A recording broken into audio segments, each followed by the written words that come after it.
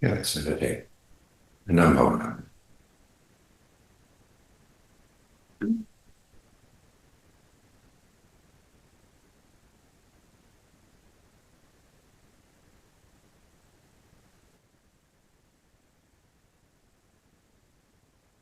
Buddha says we suffer because of ignorance. And he defines ignorance as ignorance of the Four Noble Truths. Not seeing things in terms of suffering, the cause of suffering, the cessation of suffering, and the path to the cessation of suffering.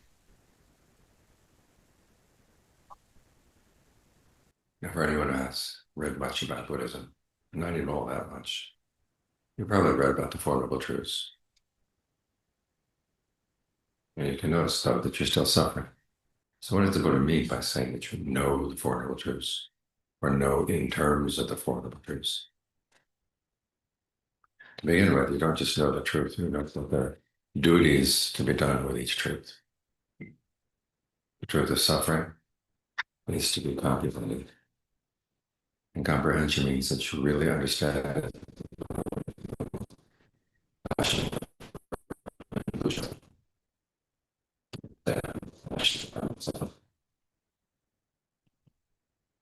But there's a lot that we don't understand about why we suffer. That's what we've got to comprehend. The duty of the cause of suffering is that you abandon it. The cessation of suffering is something you want to realize. In other words, you want to see the truth of it. You can see it's true. You've actually experienced the truth of the cessation of suffering, but before we do the fourth step, which is to develop the path. And so now you know the duties, but even more than knowing the duties is to know that they've been done. That's when you really know the Four Noble Truths. Really see things in terms of the Four Noble Truths. The image the Buddha gave us of a wheel. Back in those days when you had a table with different variables on it, and you went through all the variables, you called it a wheel. In this case, you have the Four Noble Truths, and you have three levels of knowledge. You know the truth, you know the duties to be done, and then you know that you completed the duties. So 4 truths, 3 levels of knowledge, 12 permutations. That's the wheel. And it's only when the wheel is complete that you can actually use it well. In the meantime, that we kind of hobble around with what we do now. For example, to comprehend suffering, the Buddha says there's the suffering of birth, aging, illness, and death. Those are things we know. Being separated from what we love, of having to live with things we don't love, that we know. Of not getting what we want, that's something we also know. And then he says what all those forms of suffering have in common is 5 clinging aggregates, or subjects, constructs. That's something that's rare. You say, how can I know about suffering if it's something I'm not familiar with? Well, the Buddha says the clinging is the real problem. And he says we cling in 4 ways. And when you listen to the types of clinging, you'll recognize them as things you really do cling to. First is sensuality, the fascination with thinking about sensual pleasures. That's how a lot of us get our pleasures in life. You see people working as long as there's a song they can sing or listen to, or some sensual pleasure that they keep in mind. It makes the work go a lot faster, a lot more easily. Sensuality for them is what makes life worth living. So that is something people really do cling to. Then there are their views about the world, what you think about how the world works. That'd be the world of politics, the world of science,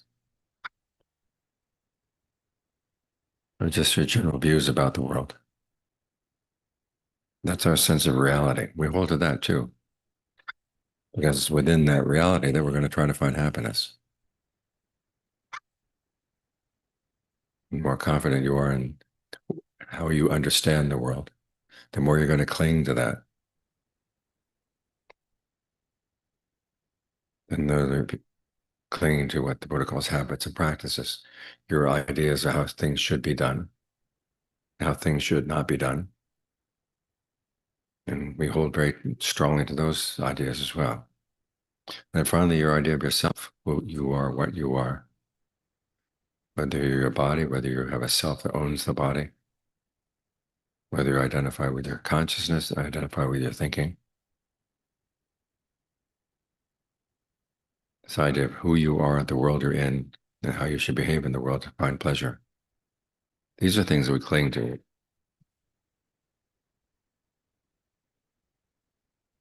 These are things we cling to very strongly. What the Buddha is saying, that these four things that we cling to are actually made up of those aggregates he talked about. The sense of your body, as you feel it from within, that's form. Feelings of pleasure, pain, neither pleasure nor pain. Perceptions, the labels you can put on things to give them meaning. Like with a stoplight, you see the red and you tell yourself, well, that's red. And then what's the meaning of red? Oh, it means you should stop. And there's a question of how important the light is. You come to a stoplight at an intersection, you say, this is very important, I really do have to stop. Red, stop, important. Those are labels, those are perceptions to give meaning to things. And then there are thought constructs, the way we put our thoughts together. And finally, consciousness, which is aware of all these things. If it weren't for the activity of consciousness, you wouldn't be able to do any of these other things. And our sense of the world, our sense of ourself, our sense of what should be done and what kind of pleasures we want, all these things are made up out of those aggregates. And the Buddha wants you to see that those aggregates are very ephemeral. They're very quick to come, quick to go. And things that are so quickly changeable, you can't really place any hopes for any kind of solid happiness on them. Now, to see that, you're going to have to develop the path.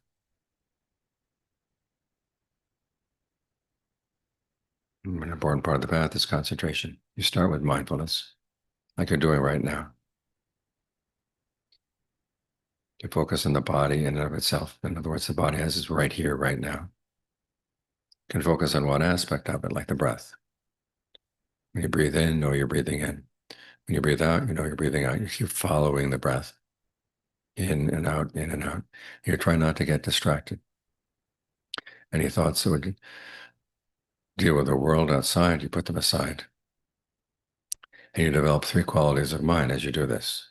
One is you're mindful. In other words, you keep in mind what you're supposed to be doing. Then you're alert to make sure that you actually are doing it. Is the mind with the breath? Is the breath with the mind? As long as the answer is yes, you're fine. Keep that up.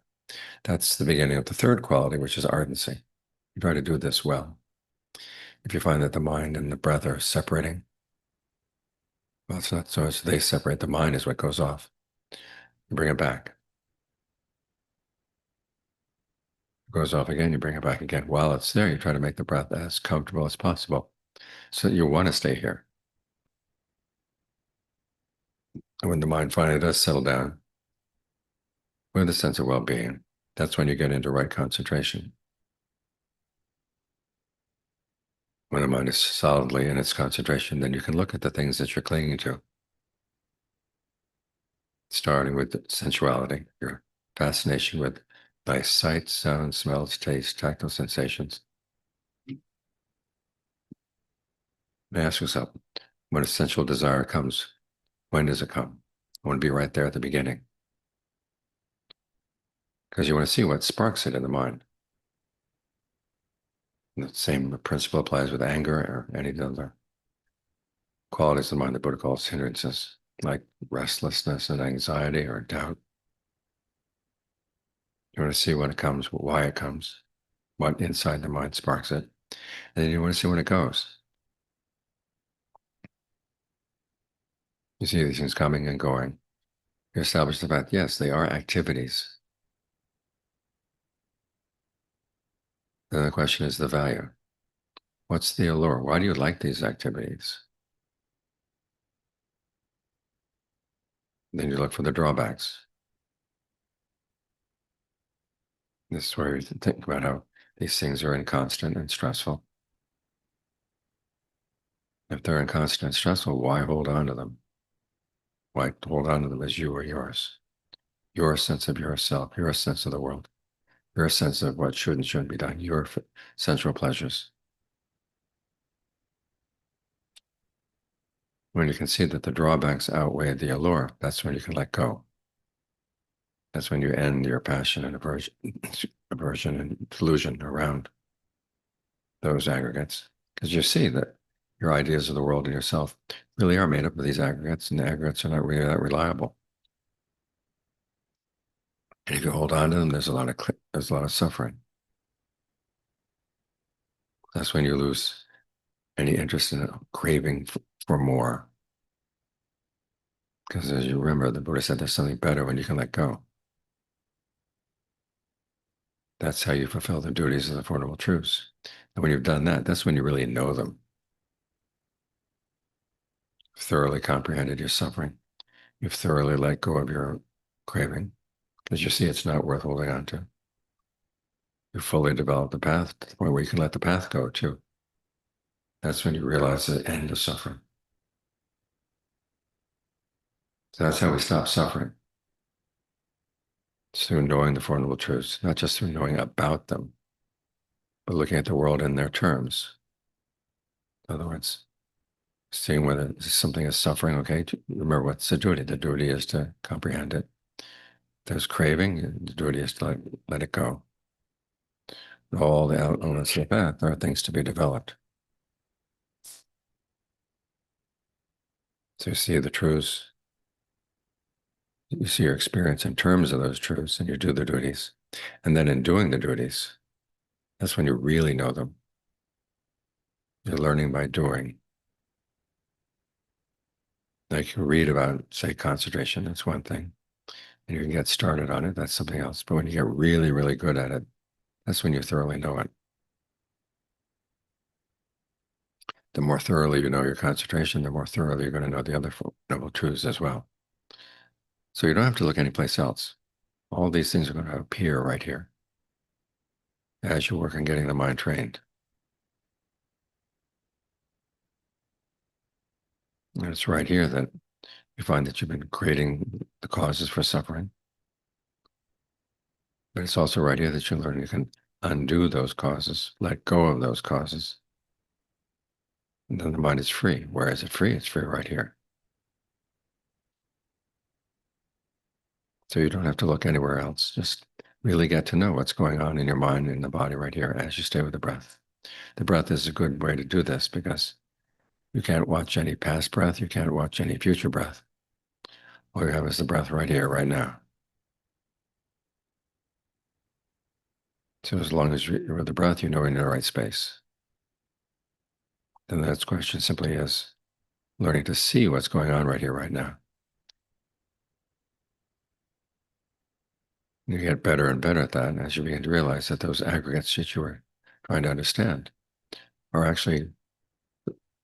things you do in order to get the mind into concentration. You've got the form of the body. You've got the feeling of ease that you're developing. You've got the perceptions, the images in your mind about how the breath goes through the body. Thought constructs, how you talk to yourself around the breath. And finally, consciousness, which is aware of all these activities. It's all right here. So you're getting hands-on practice with all the different elements that go into suffering. And the more you know them, the more you can learn how to use them in such a way that you don't cause suffering. Until you can finally let them go. That's when you really know.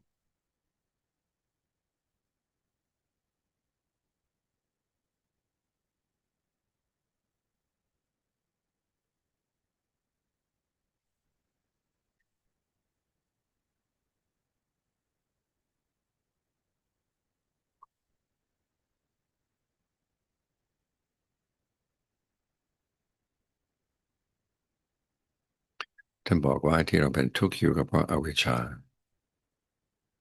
อวิชชาคืออะไรก็ท่านบอกว่ามัน ที่เราไม่รู้อริยสัจสี่ที่นี่ปัญหาอยู่ที่ว่าเราเคยอ่านธรรมะเคยฟังธรรมะมาแล้วอริยสัจสี่เราก็รู้อยู่แล้วมีทุกข์สมุทัยเหตุแห่งทุกข์นิโรธความดับทุกข์มรรคทางปฏิบัติที่จะถึงการพ้นทุกข์เราก็รู้กันอยู่ทำไมเรายังทุกข์อยู่เพราะคำว่ารู้ของพระพุทธเจ้าไม่เหมือนไม่ใช่ว่าเพียงแต่รู้เชื่อของสิ่งเหล่านี้ต้องเข้าใจว่าสิ่งเหล่านี้มันมีหน้าที่ที่จะต้องปฏิบัติต่อเขาอย่างถูกต้องอย่างเช่นทุกข์ต้องกำหนดรู้ทั่วถึงจนกว่าเราจะหมดความราคะโทสะโมหะและสิ่งที่ทำให้ทุกข์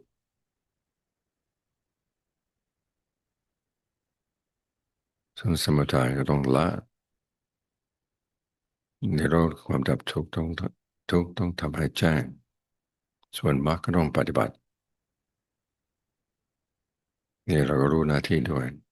ข้อสำคัญคือขั้นที่สามเขารู้ว่าเราทำเสร็จแล้วทุกข์ก็กำหนดรู้ให้ทั่วถึงแล้วสมุทัยก็ละเด็ดขาดที่เราก็ต้องทำให้แจ้งจริงๆแล้วมรรคก็ต้องปฏิบัติให้ถึงที่สุดที่เราคำว่าสำหรับการปฏิบัติของเรามันอย่างเราจะรู้หน้าที่ได้อย่างทำให้ทั่วถึง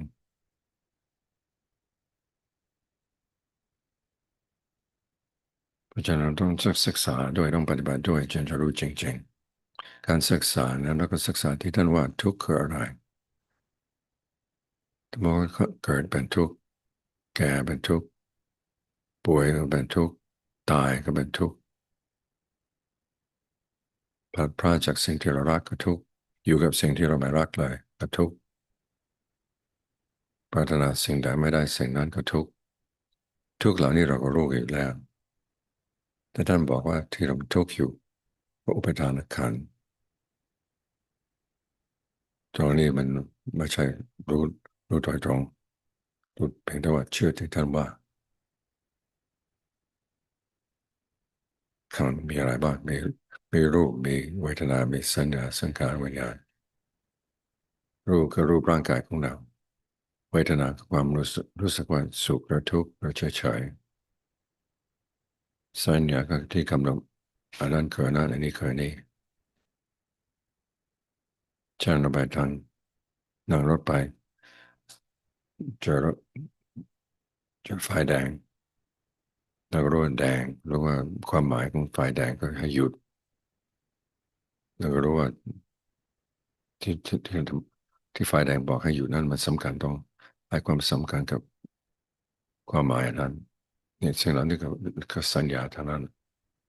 ส่วนสังขารคือความคิดปรุงแต่งว่าอันนั้นดีอันนี้ไม่ดีอันนี้แบบนี้อันนี้แบบนี้เราอธิบายยืดยาวก็ได้เลยส่วนวิญญาณก็ความรับรู้ที่ตาหูจมูกเล่นกายใจนี่ก็ขันธ์ส่วนคำว่าอุปทานนั้นถ้าบอกว่าอุปทานมีสี่อย่างไอ้ตัวนี้เลยที่บอกว่าจะเข้าใจเป็นสิ่งที่รู้คุ้นเคยก็ข้อแรกก็กามความสุขที่ได้จากที่เราฝันจะได้ความสุขแบบนั้นจะได้การมาสุขแบบนี้ทั้งรูปเสียงกลิ่นรสสัมผัสทางกายแบบนี้เราก็รู้กันอยู่ส่วนมากใจของเรามันจะฝักใฝ่ในเรื่องนี้ถึงจะได้หรือไม่ได้แต่ใจก็ยังคิดชอบฝันจะได้อย่างนั้นอยากจะได้อย่างนี้แล้วมันได้ความสุขในการฝันเพราะว่าทำให้ชีวิตของเรามีรสมีชาติ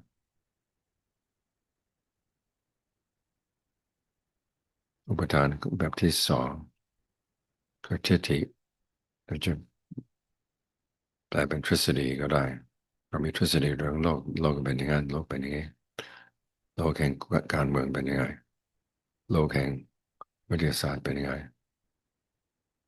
เราก็มีทฤษฎีของเรา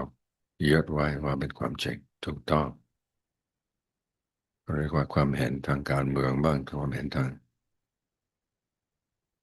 เรื่องโลกทั่วไปก็เยอะอยู่นั่นนะว่าเป็นจริงเป็นจังส่วนข้อที่สามศิลปะก็นิสัยของเราที่ว่าอันนี้ควรจะทำอย่างนั้นอันนั้นควรจะทำอย่างนี้อันนี้ควรอะไรไม่ควรบนข้อที่สี่ตัวตนความรู้สึกของเราคืออะไรเราคือร่างกายหรือเราคือความคิดหรือเราคือวิญญาณการรับรู้อย่างใดอย่างหนึ่งก็แล้วแต่มันเป็นไปได้หลายอย่างแต่สิ่งทั้งสี่อย่างนี้ทั้งกามทั้งทิฏฐิทั้งศิลปะทั้งตัวตนยึดเป็นจริงเป็นจังขึ้นมาว่าโลกเป็นอย่างไงเราอยู่ในโลกเราเป็นอย่างนี้ควรจะปฏิบัติอย่างนั้นอย่างนี้จึงจะได้ความสุขในชีวิตของเรามันถูกบีบบังคับเรื่องสี่อย่างนี้ท่านบอกว่าเป็นทุกข์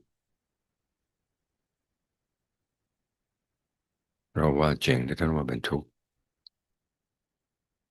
ที่จะให้เราปล่อยวางบ้างท่านก็ให้แยกออกไปก่อนว่าความเห็นเหล่านี้มาจากไหนก็มาจากขันธ์เนี่ยนะถ้าหากว่ามันไม่ได้ประกอบขึ้นมาด้วยเวทนาด้วยสัญญาด้วยสังขารก็จะไม่มีความเห็นแบบนี้เลย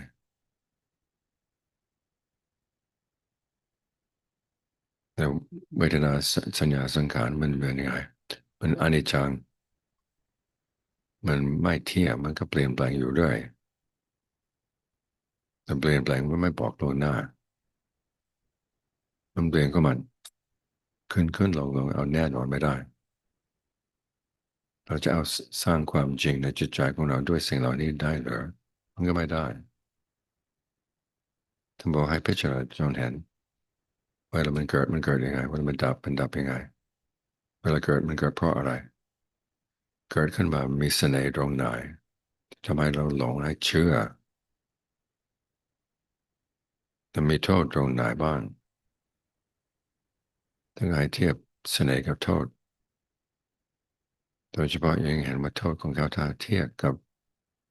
ที่พระพุทธเจ้าสอนไว้ว่าการดับทุกข์มีจริงเราสมควรเลยที่จะมายึดอะไรสิ่งเหล่านี้ถ้ามันบีบบังคับกั้นไว้ไม่ให้จิตใจของเราถึงการพ้นทุกข์ได้เพราะว่าโทษมันหนักจริงๆแต่เทียบกับเสน่ห์มันก็โทษมันหนักกว่าจนกว่ามันจะถึงใจว่ามันไม่น่าเอามันจะปล่อยวางจนนั่นแหละจะปล่อยวางตัณหาคือสมุทัย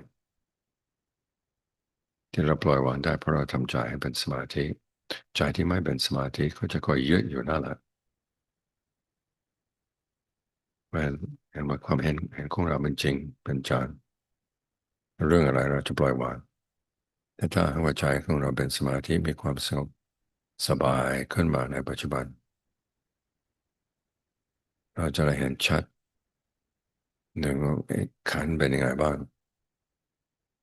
เราเวลาประกอบสมาธิขึ้นมาต้องต่อสู้กับความคิดที่ฟุ้งซ่านออกไปความคิดที่แตกแยกออกไปความคิดมันประกอบด้วยอะไรมันก็ประกอบด้วยเวทนาสัญญาสังขารวิญญาณ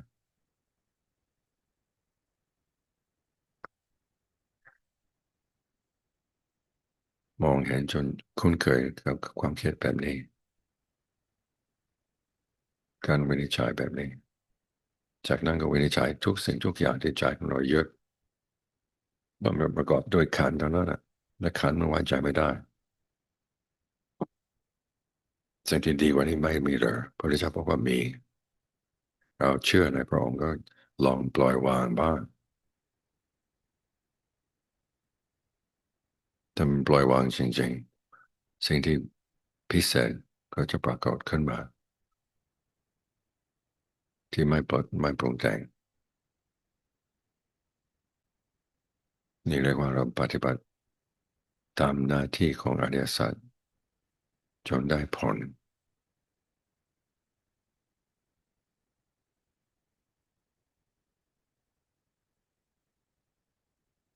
เพราะฉะนั้นเราเข้าใจว่าที่ท่านว่าอวิชชา ไม่ใช่ว่าไม่รู้จักอะไรเลยมันไม่รู้อริยสัจไม่รู้ไม่ทั่วถึงเพราะว่าทำตามหน้าที่ยังไม่ทั่วถึงพอทำตามหน้าที่ให้มันทั่วถึงแล้วใจไม่ทุกข์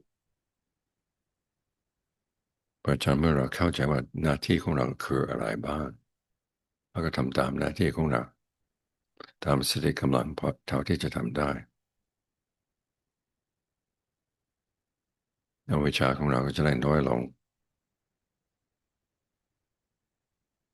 ความรู้ที่มีความสุขก็จะมากขึ้น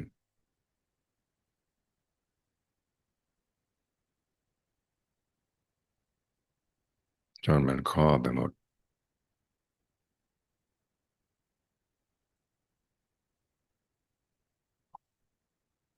นี่ท่านเรียกว่า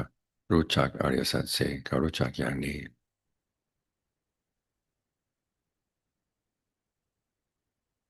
โดยวิธีที่จะให้มันเป็นไปเพื่อความพ้นทุกข์จริงๆพระเจ้าเคยบอกข่าวไว้แล้วว่าอมตะธรรมท่านถึงแล้วท่านจะสอนให้เราถ้าเราปฏิบัติตามที่ท่านบอกเราก็จะได้พบแบบท่านบ้าง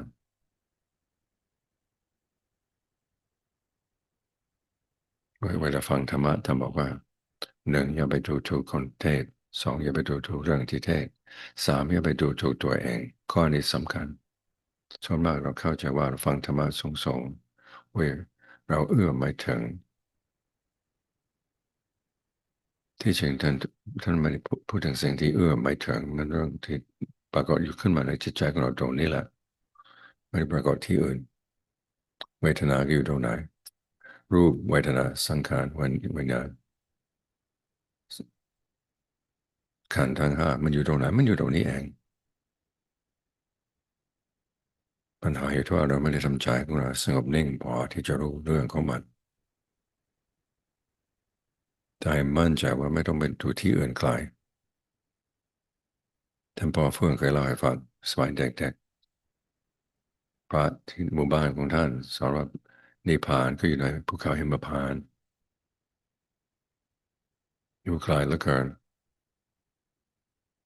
แต่พอพบพระสายวัดป่าท่านพ่อเลยท่านพ่อบอกว่ามันอยู่ใกล้นี่เองไม่ได้อยู่ที่อื่นทุกข์ก็อยู่ตรงไหนการพ้นทุกข์ก็ตรงอยู่ตรงนั้นปฏิบัติที่ไหนก็ปฏิบัติตรงนี้รู้เรื่องตรงนี้จะแก้ปัญหาได้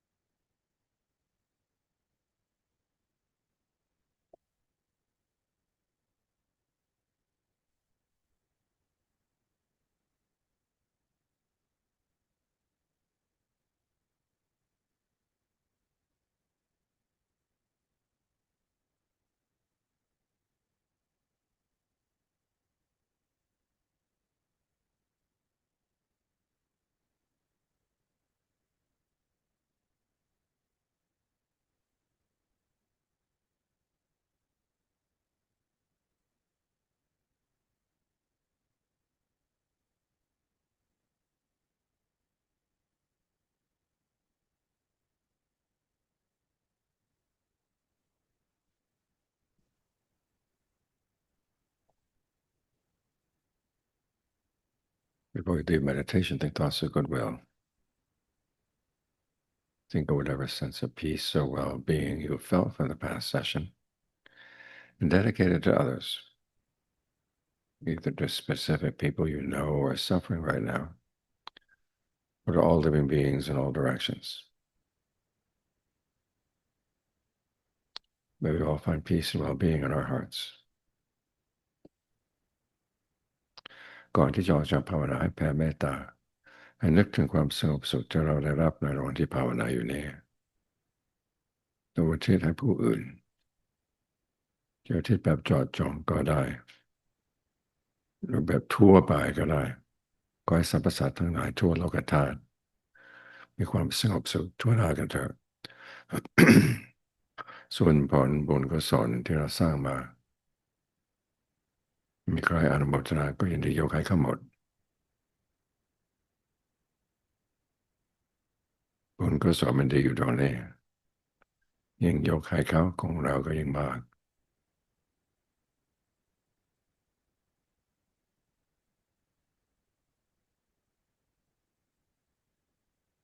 With that thought, you can open your eyes.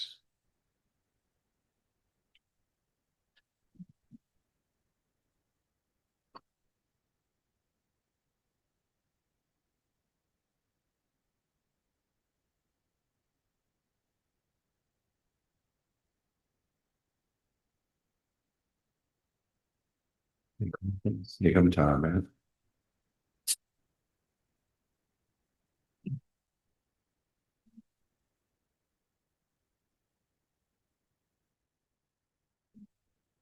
นี่คืออะไรเขาจะให้วัดถาม ที่ว่าพี่วัดจะมีค่ะมาจากฝรั่งเศสนะ เมื่อคืนนี้สวดมนต์วัดเย็นเสร็จพรุ่งนี้มันวันอาทิตย์นี่นะ มันเป็นมีเรียนยังไม่ได้อ่านหนังสือ แต่อ่านทันค่ะพอดีเขามีคำแปลเวลาเราพูดถึงอวิชชาคือมันแปลว่าความไม่รู้ในอริยสัจสี่แค่นั้นถ้าไม่รู้อย่างอื่นเราไม่เรียกว่าอวิชชาตัวนี้สังขารไม่รู้อย่างอื่นเขาเรียกว่าโมหะแต่ตรงนี้การไปต้องบอกว่าต้องรู้ตรงนี้จะแก้ทุกข์ได้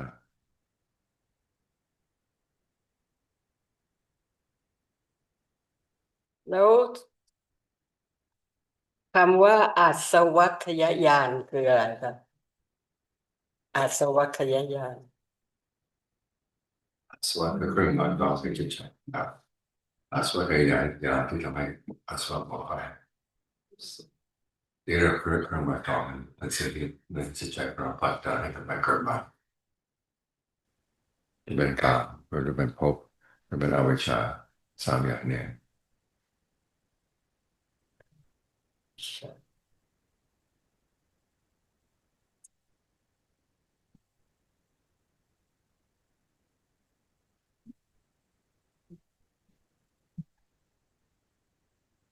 ยังไม่มีอะไรนะ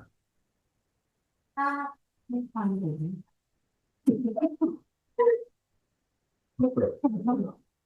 ได้แต่ค่ะถ้าอย่างเช่นว่า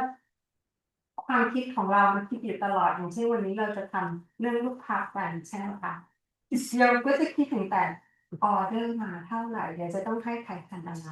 แล้วทีนี้ถ้าเราจะใช้คำว่าลูกค้าเป็นคำบริกรรมเป็นอย่างเช่นลูกค้าถ้าว่าแค่รูปภาพก็ใช้ได้อยู่ทีนี้เป็นเวลาที่ว่ามันจะต่อเติมไปต้องแพ็กเท่านั้นเท่านี้ต้องใส่คนนั้นคนนี้ก็เลยมันเป็นสมาธิแล้วแต่ถ้ากลับมาได้ก็ไม่เป็นไรก็ดูต่อท่านอาจารย์คะแล้วอีกคำถามหนึ่งก็คือว่าเวลาเรานั่งสมาธิถ้าขอโทษนะคะโยมกราบเรียนถามท่านอาจารย์เป็นเน็ตชาบ้างไหมเจ้าคะมีบ้างเหรอคะเพราะโยมเห็นภาวนาเสร็จปุ๊บท่านอาจารย์ลุกได้ทันทีเลยค่ะของโยมต้องยังลุกไม่ได้ต้องรอให้ชาเสร็จก่อนเจ้าค่ะแล้วทีนี้ถ้าเรานั่งเป็นเน็ตชาขัดสมาธิกับการที่จะย้ายเปลี่ยนอริยบท อันไหนจะดีกว่ากันคะ มันอยู่ที่ว่าใจของเราเป็นสมาธิได้ไหมอยู่กับเนบชาจะยังเป็นสมาธิก็ไม่ต้องขยับทีนี้ถ้าใจของเราไม่ลงก็เอาขยับด้วยสติมีสติแล้วก็นั่งต่อใช่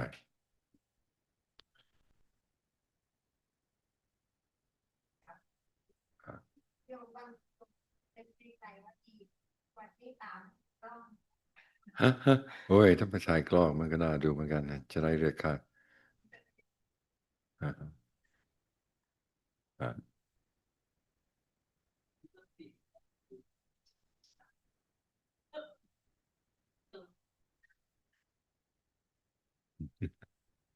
ใครกำหนด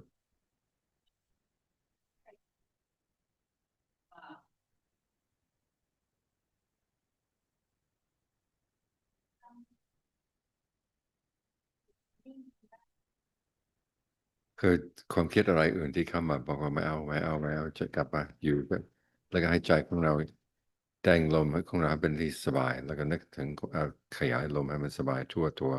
ถ้าใจมันก็อยู่กับเรื่องของลมมันก็ไม่ได้คิดถึงเรื่องอื่นถ้าแค่เพียงว่าเข้าออกก็เริ่มเบื่อแล้วก็ไปแล้วพอมันเข้าแล้วก็มันไปทางไหนมันสบายไหมโอ้ยมันจะไปแต่เราอย่าไปตามมันไปมันมีนกก็ร้องแต่เราไม่ต้องมาสนใจนกมันจะร้องยังไงในความคิดในใจของเรามันเหมือนกันอย่าไปสนใจครับมาฟังด้วยหรือไงไม่ใช่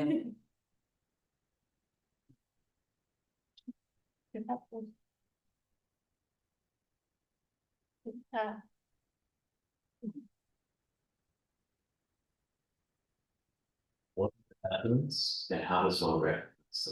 the influence of things that keep you coming back to be reborn. And there are three. There's sensuality, there's becoming, and there's ignorance. Sensuality is our fascination of thinking about sensual pleasures. Becoming is when you have a thought world and you fall into that thought world. And then ignorance is not knowing the Four Noble Truths. You have to work on those three things.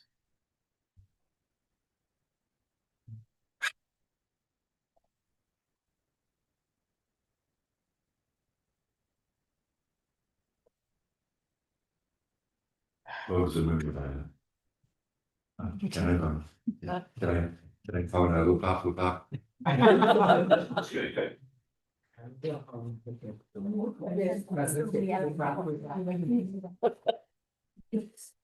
อาจารย์ไม่เห็นถามในซูมว่ามีใครบ้าง That อ๋อถามแล้วไม่ได้ยิน now you ออกมานอกซูมแล้ว